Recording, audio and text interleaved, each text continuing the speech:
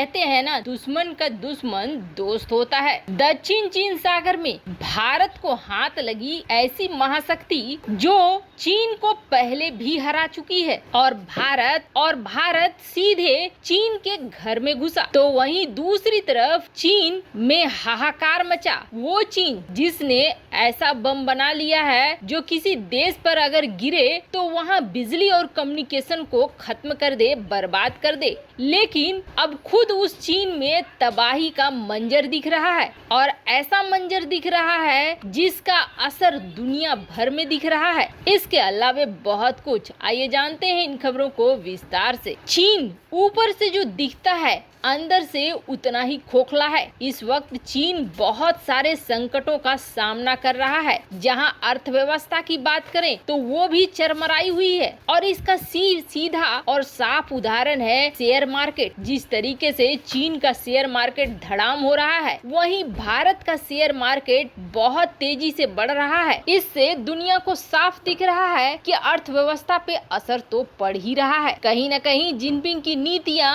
और महामारी का डेल्टा वेरिएंट जिम्मेदार है। तो वहीं चीन इन दिनों एक और बड़े संकट का सामना कर रहा है। वैसे आपको बता दें, चीन ने एक ऐसा मिसाइल बनाया है जिसे ब्लैकआउट बम कहा जा रहा है। ये ब्लैकआउट बम किसी भी क्षेत्र में अगर गिराए गए तो दुश्मन सेना को पता भी नहीं चलेगा और 2 किलोमीटर के अंदर का क्षेत्र में न तो कोई कम्युनिकेशन होगा, यानी फोन वगैरह सब कुछ बंद हो जाएंगे और बिजली भी चली जाएगी। चीन के इस मिसाइल का परीक्षण तो बाद में होगा, लेकिन इस वक्त चीन में हाहाकार मचा हुआ है और वो भी सिर्फ बिजली के कारण ही। हालात यहाँ तक हो गए हैं कि एप्पल, टेस्ला जैसी कंपनियों में काम बंद हो गया है। और आपको बता दें, ऐसा नहीं है कि चीन में जो ये हाहाकार मचा है ये कुछ दिनों तक के लिए है, बल्कि इसका असर अगले साल तक होने वाला है। सरकार के सामने अब अर्थव्यवस्था के नाम पर बड़ा संकट खड़ा हो रहा है और चीन में आर्थिक संकट पैदा हो सकता है। दरअसल चीन के पूर्वोत्तर इलाके में बड़ी कंपनियों की फैक्ट्री में काम रुक गया है। लोगों के घरों में पानी गर्म करने से लेकर ज्यादा पावर वाले गैजेट्स का इस्तेमाल करने से मना कर दिया गया है। कई मॉल और दुकानें भी बंद हो चुकी हैं और सब कुछ अंधेरे में चला गया है। दरअसल चीन इन दिनों बड़े बिजली संकट का सामना कर रहा है। चीन में ये संकट मैन्युफैक्चरर्स की बढ़ती डिमांड के बीच कोयला सप्लाई नहीं होने के कारण खड़ा हो गया है। और कोयला का सप्लाई क्यों बंद हुआ है तो आप जाने कि कई बंदरगाह चीन के हैं बंद और लंबी वेटिंग चल रही है। ऐसे में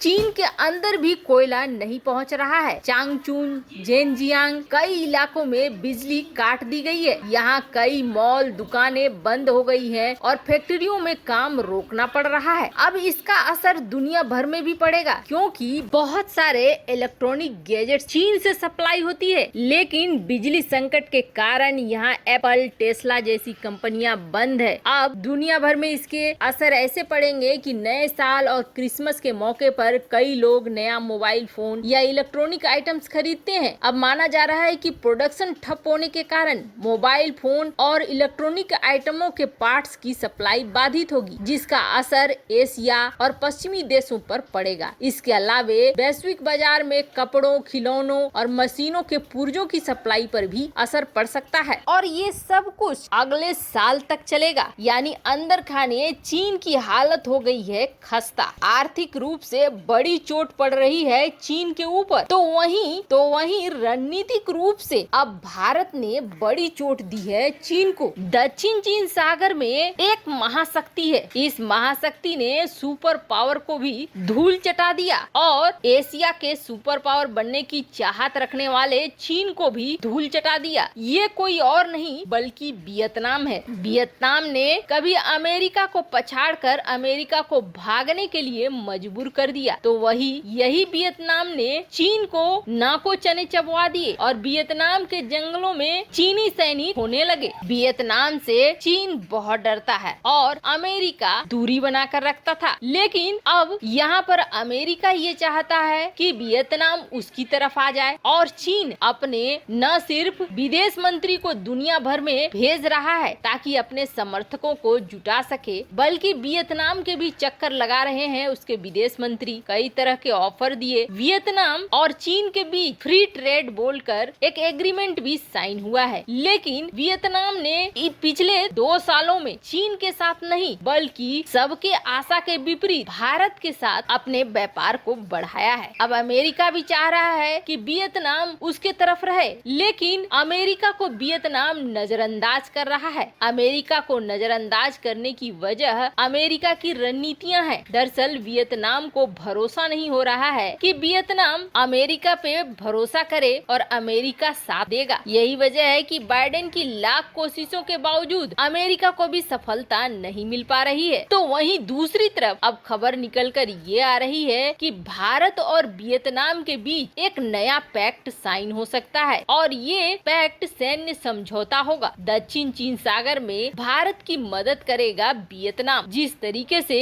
आक्रामक रुख दिखा रहा है चीन, उसे देखते हुए वियतनाम का साथ इस क्षेत्र में बेहद जरूरी है, जो भारत को मिलने का ऐलान हो गया है। तो वहीं दूसरी तरफ सेंट्रल एशिया से आ रही है बहुत बड़ी खबर। दरअसल तालिबान के बदलते हुए रूप को देखते हुए अब रूस और अमेरिका बिल्कुल मिलकर बिल्कुल ऐसा काम कर रहे हैं जिसे आप कहेंगे कि सूरज पश्चिम से उगा है। दरअसल अमेरिका को चाहिए सेंट्रल एशिया में एक ऐसी जगह जहां वो बेस बना सके। अब इसके लिए अमेरिका ने पहले पाकिस्तान को संपर्क किया, लेकिन पाकिस्तान पे भरोसा नहीं होने की वजह से पाकिस्तान के साथ एग्रीमेंट होते हुए भी पाकिस्तान की जमीन का इस्तेमाल अमेरिका नहीं करेगा। तो वहीं दूसरी तरफ भारत से भी सैन्य बेस बनाने की मांग की, लेकिन भारत की तरफ से भी कोई ठोस उत्तर इस वक्त अमेरिका को नहीं मिला है। अब अमेरिका ने सोचा नहीं था कि तालिबान इतना जल्दी सत्ता पे आ जाएगा, इसलिए अमेरिका की वो क्वाड जो उज्बेकिस्तान तजिकिस्तान को लेकर बननी थी वो नहीं बन पाई। अब इस वक्त अमेरिका को चाहिए सैन्य बेस और राष्ट्रपति पुतिन ने अमेरिका को ऑफर किया है सैन्य बेस।